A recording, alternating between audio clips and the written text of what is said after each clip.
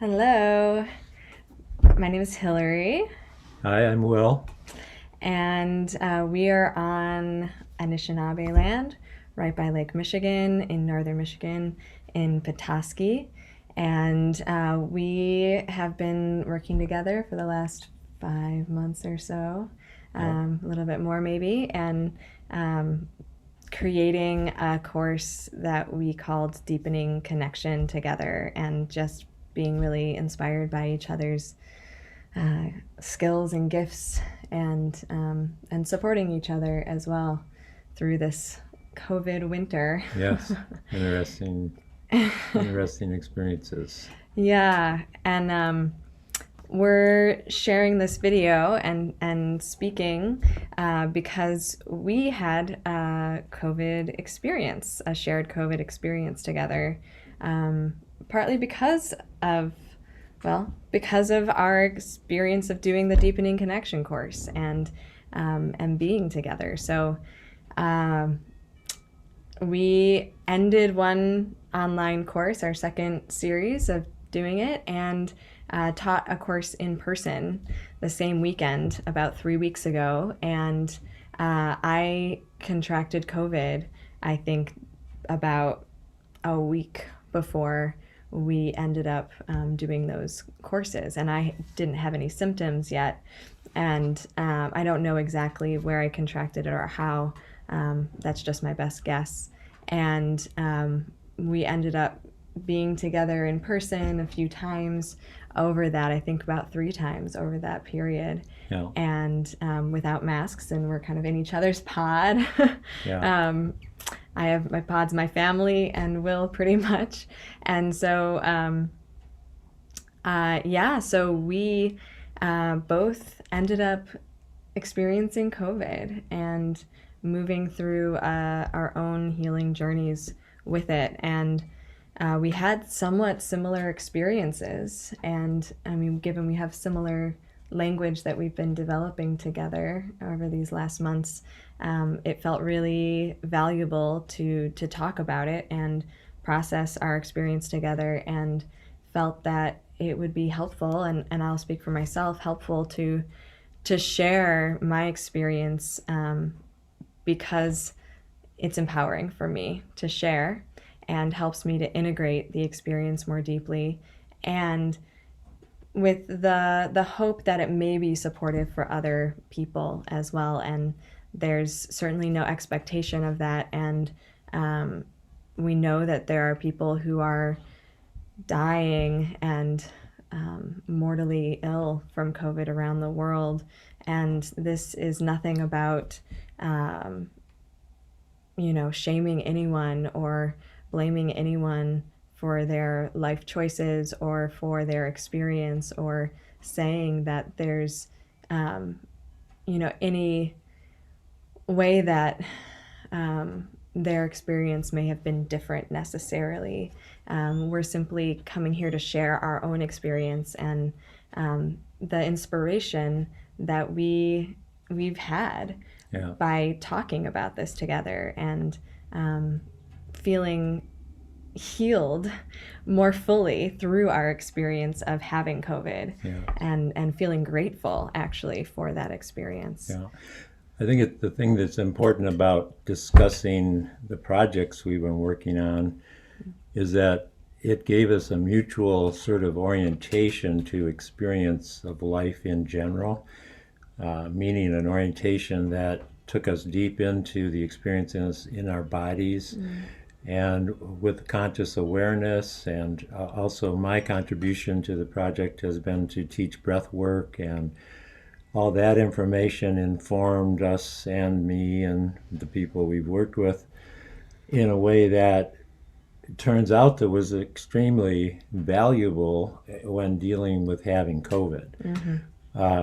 And so to some extent, that's why it's important for us to talk about this project and what it's brought to our awareness. And we both share learning from each other in that process. I mean, Hillary's a somatic movement therapist, correct? Is that the way to say it? An educator, but An yeah. educator, and I'm pretty much a lifelong holistic health educator, and been doing breath work for 50 some years. And so,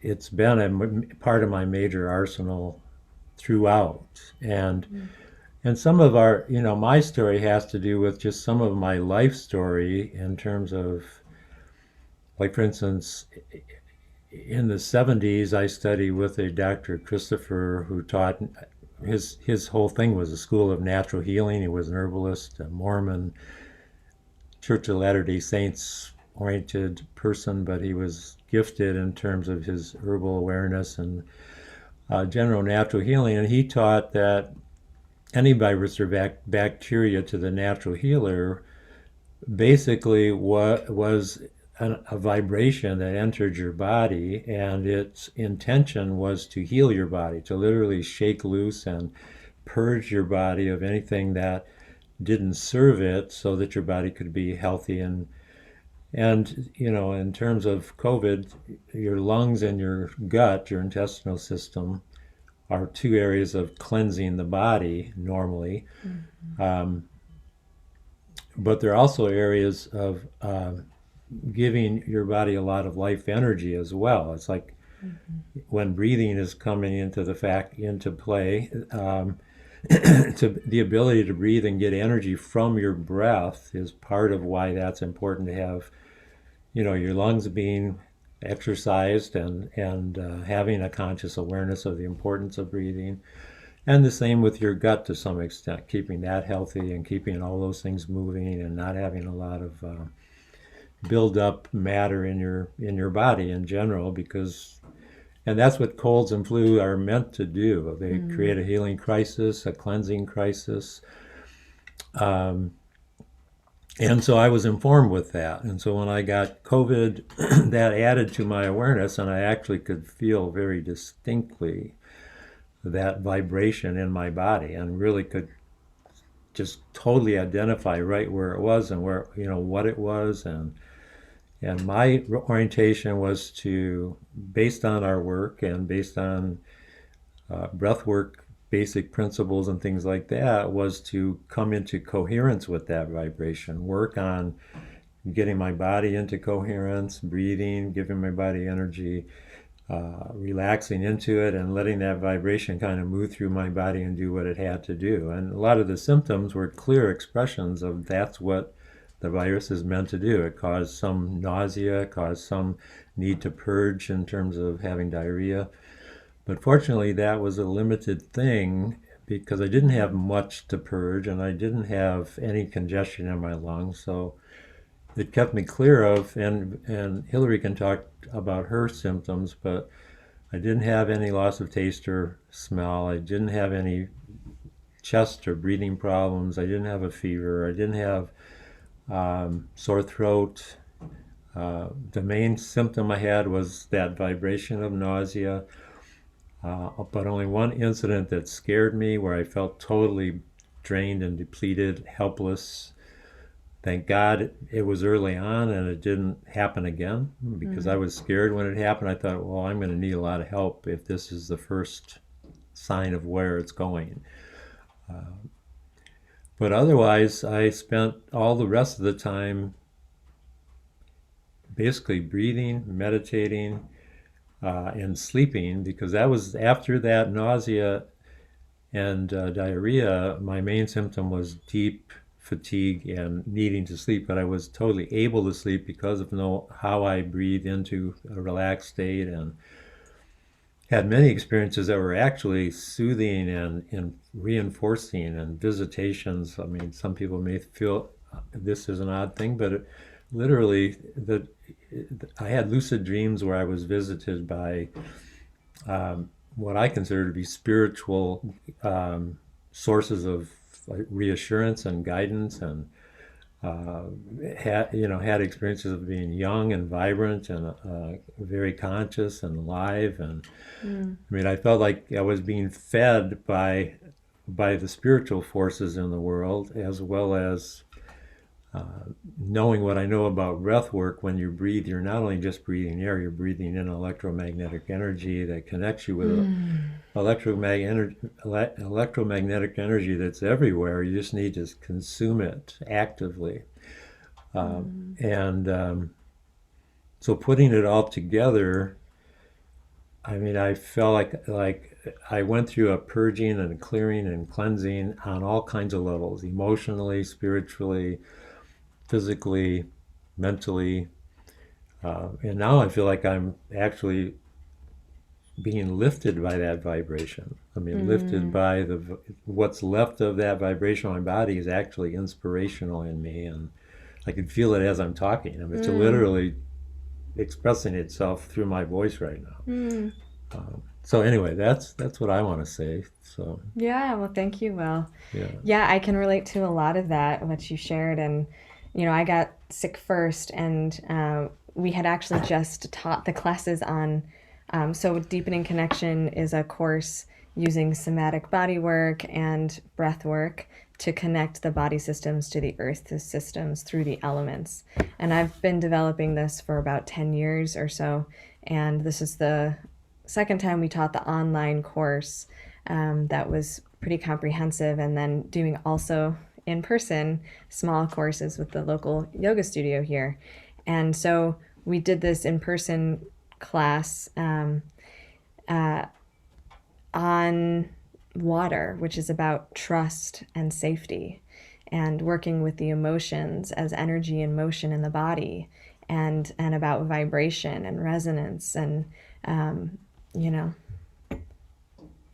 water, right? And like yeah, you put a vibration into it, and it's like it's activated by that automatically. And Dr. Emoto's work in Japan speaks very deeply to this, like messages in water, if you've heard about that. So and it's one of the deeper classes where we go into these more emotional sort of states often, and some trauma pieces can come up for people too. And so I noticed that I had a lot going on. I mean, there were other things going on in my life too. Both of my parents have cancer, and I just found out that my mom was actually diagnosed with cancer that week. Going through a shift in my partnership as well, possibly coming to live closer. There's a lot of dynamics that I was like right in front of my face, and realizing I'm needing to really step up in my life, and also putting out work, doing more one-on-one work with people, and shifting my personal focus in some ways too, and with my business. And so just felt like my energy system was going through so much, as well as my emotional and mental, spiritual bodies. And so the physical body has to catch up with all of that, and is a part of course, that whole system.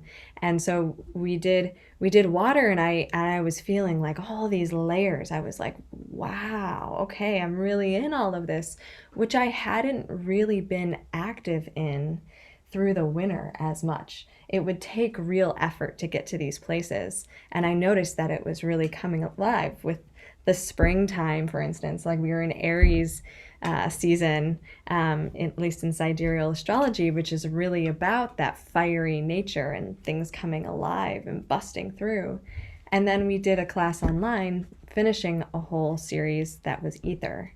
And ether is a little ethereal to talk about, but it is, in the way I think it, an experience of feeling that interconnection with all of life, and the energetics of experience that you may say is like that resonance or that vibration through all the elements, and integrating all of the elements together. You could also call it spirit or source or God even. And did you? yeah. I mean, I just think the ethers are that sort of invisible substance that connects us all. Mm-hmm. I mean, it's like we feel like there's space around us, but this space is filled with energetic, literal electromagnetic energies that are so subtle that we don't see or feel them necessarily. I mean, the more you get into your body, you can actually feel that much more, and you can feel it nurturing you, and you can feel it,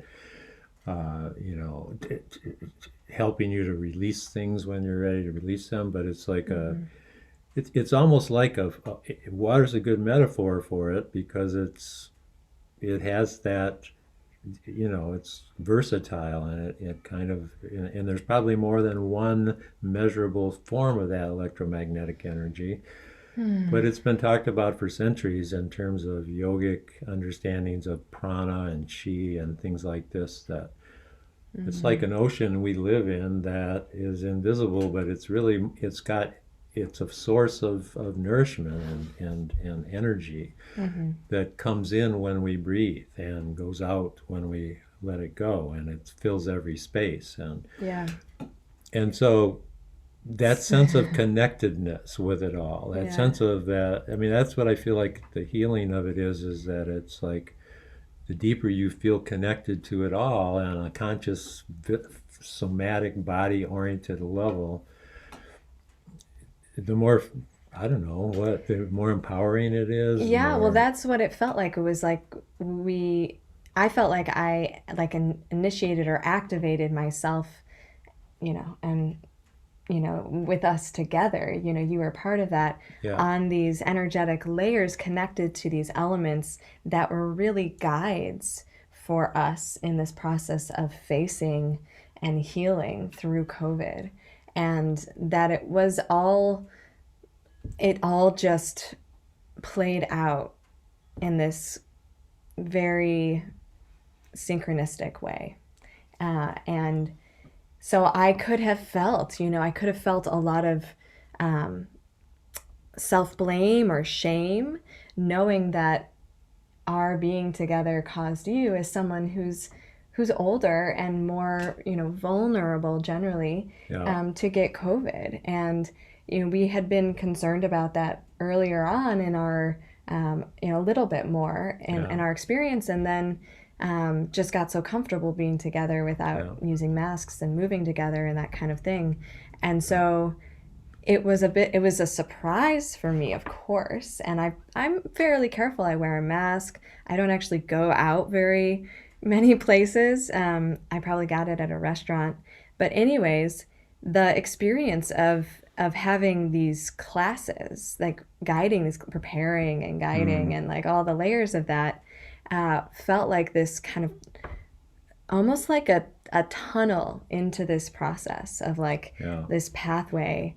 And so the ethers really helped me to be able to feel in connection with all of life through that process. I even was feeling these like blissful awakening experiences initially. I was like, wow. And I thought it was just everything going on in my life. It all is a part of it. yeah, And then the process we were going through of closing this course and opening this other layer, and then it felt like there was this maybe it was an opening or a vulnerability, is one way to think about it, to getting these effects of COVID, or to experiencing COVID.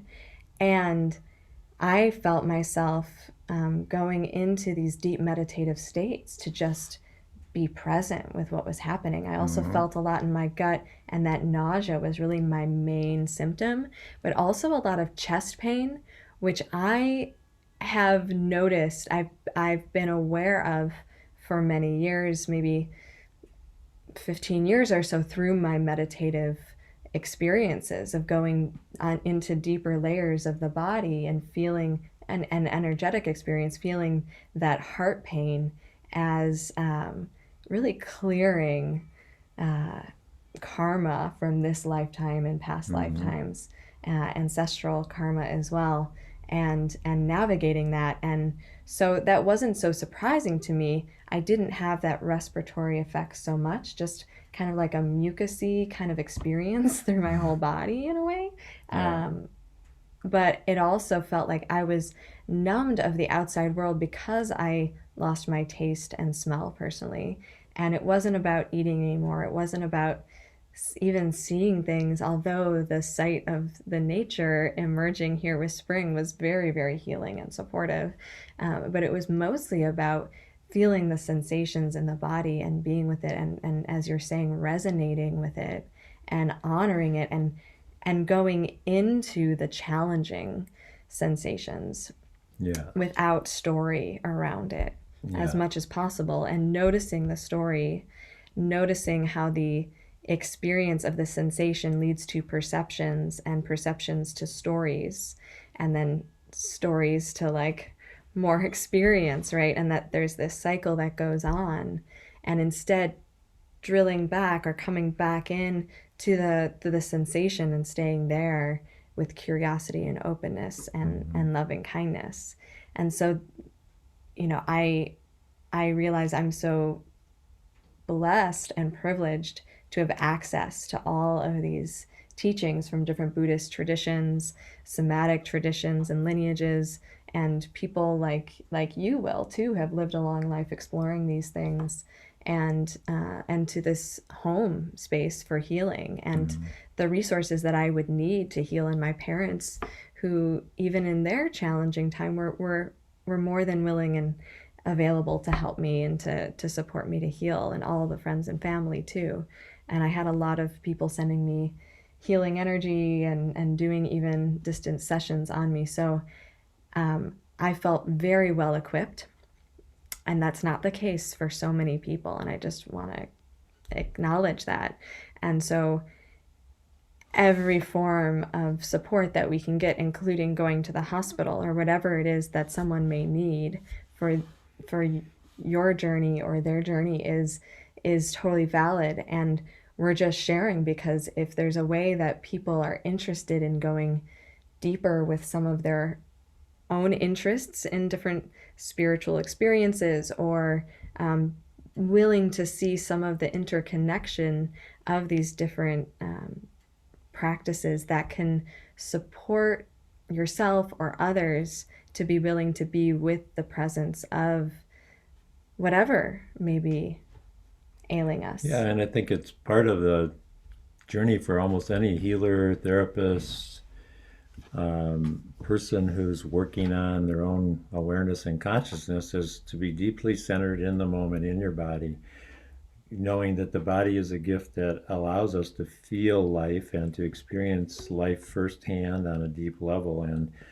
we're so oriented to the external in our lives, and um, so that part of the reason I chose to keep my personal experience with this all to myself to some extent is because I wanted to keep it from the inside out. I wanted to Mm. stay with the process and keep my focus on the process, on the vibrations, on the, just the whole experience. Because well, and speaking of beliefs, I have come to have a strong belief that it's all happening for us, and that informs my whole orientation. And it also informs my orientation to why I want to be in my body, experiencing it, and in a way mentally guiding it to that end. That how is this serving me? And Mm. feeling the positive intention of the virus, Mm. and understanding that I want to come into resonance with it as opposed to fighting it, Mm-hmm. and being suffering because of it. Mm-hmm. And I was able to do that because of our orientation, and that kind of outlook, I guess you could say. But I look back at it just to mention the idea that Hilary having passed this on to me, I look at all of it as a gift. I mean, from that point of view, it's been a gift, and we've waited a while to kind of even talk about it, Mm-hmm. because we know the sensitivities of others and people who aren't as fortunate or don't have the same life story that comes with it.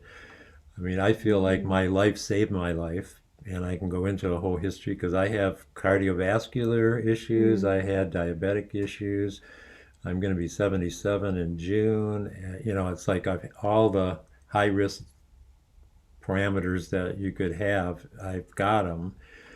And I think that also says something about, just how your life is. And then those medical issues actually saved my life because they made me get my diet together. They made me work on getting back onto a cleansing way of living and keeping my body, because I do fasting and cleansing and eat just a vegan with no fats or no oils, very almost mucusless diet, if you want to call it that.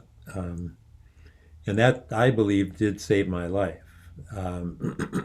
Because, a little over a year ago, I was 100 pounds heavier and a lot of things that would not have contributed to the experience I've had. I think I Right. would have done better maybe than another person in my own same physical condition, but I could have still been very much one where that would have been too much for my body to handle. Mm.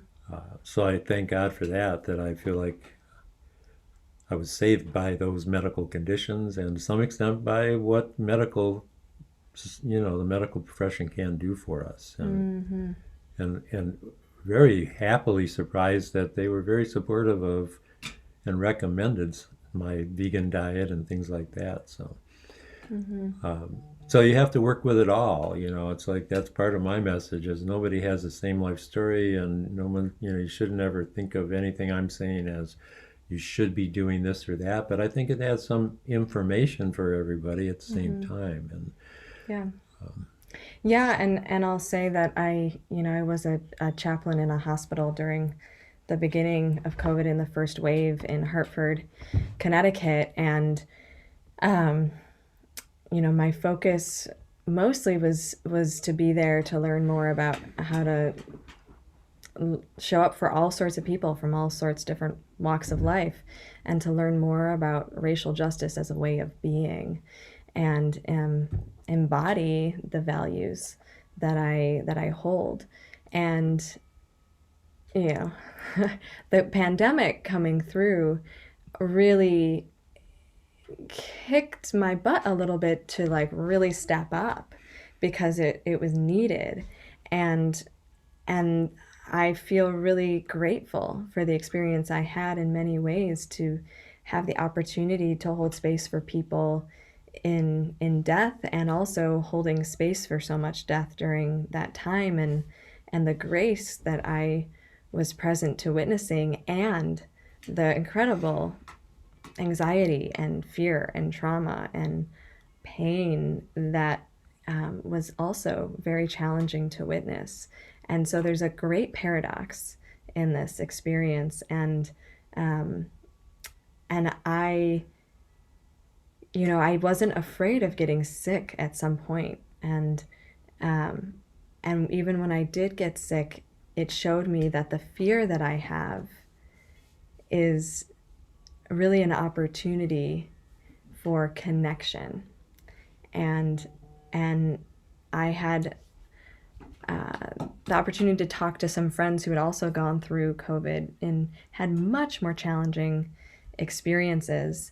And one of them, my friend Forrest, he said that his experience was about really facing his deepest fears and what was most important to him, and that's what the virus showed him or guided him to. And so it really helped me to orient even more fully to that direction, and be willing to kind of get comfortable with the fear, really get next to it and get to know it and see its beauty even, and not push through it, not avoid it, because there no, wasn't a way to avoid it. no, um, but the fear of my parents dying, and being no, an only child and left alone, and fears of hurting myself, hurting other people, this all came up, and also came up when you got sick too. And these are continuing to integrate, through recognizing them, and letting go of the charge around it, and being willing to see how those fears actually give me gifts of cultivating many many other gifts actually and capacities that I wouldn't have had if I hadn't had those fears as strongly. So there's skillful means Yeah. to all of our beliefs, even if they are ultimately not what we need anymore. Yeah. So Well, it keeps your what you're just saying really makes me think of that. I'm trying to think of how it's phrased, but that all fear is basically exists because we don't feel connected to our source. And I feel like to some extent the message that I feel like we're bringing to other people is if you orient yourself to connection to source, and to some extent through our bodies is the vehicle, that there's a certain kind of magic that happens, that you're no longer afraid because you feel that connection. I mean, if you can feel that connection, there's a reassurance in that. And I feel like I think we can safely say both of our orientation was to that connection, through breathing, meditating, being tuned into our body, to the vibration, because the vibration is a symptom of the connection. And when you feel that vibration in your body and realize it's connecting you to the whole world of energy and spirit and life, and feel nurtured by it as well. I mean, that's part of the reality of this energetic world we live in. And that's a big piece of the understanding. What we're talking about is understanding we are all energy. We're all energetic beings. Our souls are energetic, and our bodies are a vehicle for us to live in and to exist in on this planet. It's built out of the stuff of this planet. But who we really are is just pure spirit, pure consciousness, and we're connected to it all as long as we can remove the barriers that we believe in. And that's part of the message, is that when you can kind of stay there with it, it will take care of you. I mean, that's what I feel like those dreams are about. I mean, I just felt like totally embraced, totally. I mean, I really didn't have fears after that fear of helplessness I had, because everything else about the experience became reassuring and nurturing. Even though I did have some pain dreams, that I call pain dreams, like I felt at times like there was pain shooting out of my ankles and wrists. But in the dream only, not otherwise. And some people who work with pain understand we have a pain body, that's an energetic field that feels pain. That's what it felt like, and felt like that part of me was actually healing by releasing areas where there might be some just a general constriction or tightness, or and I felt like that, and now I feel like that makes me feel younger, or whatever happened. I feel like those dreams of being a youthful, energetic being, now I feel like that's part of the message of this vibration, is bringing to me in the moment. I just feel it as I'm speaking. I just feel like that's a whole vibration that wasn't there before in me, and it's kind of inspirational and fun, really, to be able to share that message. So yeah. Well, I also noticed that going into the ether meditations really helped to kind of blur the boundaries of experience and just become more diffuse and open. Yeah, and exactly. and just relate to all of life on a more vibrational, like you're saying, vibrational level. And I synchronistically happened to be signed up for a retreat on meditating with the elements the same weekend that I was really deeply healing from this. And it was towards the end of being sick, and it really helped me to take those, I think, steps into greater wellness. And I would just come out of these meditations being like, whoa, okay, and I think that was partly because of the integration of the work that we had been doing together for this whole winter. I definitely credit it to that. Yeah. and it takes practice. It's not like we just know these things and then we can go to them like that. Like, it takes real discipline. And I'm studying in the somatic or embodied social justice certificate right now, and a teacher was speaking to us, Sherry Haynes, I think is her name, that it takes 300 times to create muscle memory in practice of a practice, and it takes 3,000 times to embody it. And so I don't know how many times I've like explored these elements, I mean, on subtle levels all the time, and yet it takes real intentionality. Well, and it's part of the message is going inward. That's, I mean, for a lot of people, that's a huge, direction to go in. It's for many, many reasons I don't have to go into, but that's that's something we shared long before we even met. I mean, that's part of our orientation to life in terms of spirituality and, meditation and whatever practices we've individually discovered in our lives. I mean, and again, those are part of a life story that not everybody has. And, and the other thing I want to say is,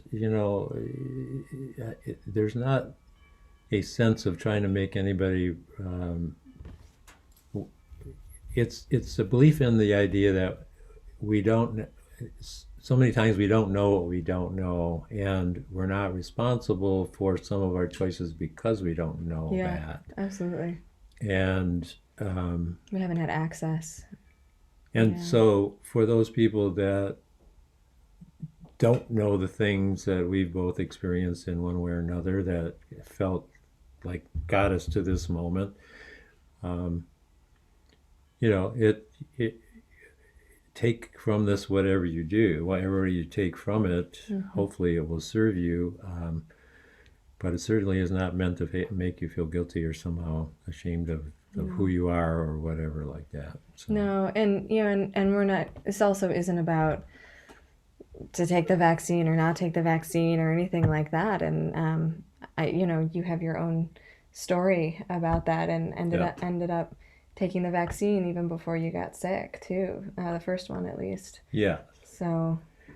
Yeah, I mean, for me, being a person who's oriented to natural healing and all the things I already talked about, the idea of taking the vaccine kind of went against my grain on a certain level, because I felt like I was, in a way, selling out to my dedication to natural healing and to nature and all of what I did to keep my body healthy and my immune system tuned up. But at the same time, I had other people to consider and my age and things like that. And, the science is all out there, and there's all kinds of, conflicting kinds of views. But it came down to me going inward and meditating on it and feeling that my spirit guides, my allies, the sources of deep wisdom that I rely on, my intuition, whatever you want to call it, basically said, you're safe, we'll take care of you, you aren't your body. And I've already said I believe I'm not my body, or in one way or another I think I did. So I decided, I can do this. I'm going to do it and trust that. And that was the most clear I felt about making the decision to get the vaccination. So, it's a personal decision, and we all have to make it for ourselves. I don't have any, here's the right or wrong way, but I think it has to be your own personal decision. I certainly support anybody who chooses not to not be forced to do it. And I also support anyone who wants to do it and feels good about it. That's my story around the vaccine. Yeah, that's where I am too. And, the cats are coming up. I haven't gotten the vaccine, and I may at some point, but currently I'm not vaccinated, although probably have some antibodies to it at this point, to the disease. She's not sure whether to come or go. Let's go over here. And so yeah, and I just feel that choice is really important. and that people's own sovereignty is respected, and understand the concerns around spreading the disease as well. So, yeah. Maybe the cats are telling us. I think they're telling us it's time to end. Yeah, we've been talking for a long time. So, anyways, thank you for listening. And yes, thank you very much. I hope this information, our stories, can help some people, be it what it is, and we wish everybody the best. And we want to just offer our blessings and let you know we feel so blessed to be able to be here to talk about it. Yeah. Yeah, and thank you, Will, for Thank you, Hilary. willing to share all of this with me. And It's a feel blessing. free to reach out to either of us as well. And we're continuing to do this work, and we'll see what unfolds with this deepening connection. So, yeah, thank you. Take good care. Bye all. Blessings. Love to you all.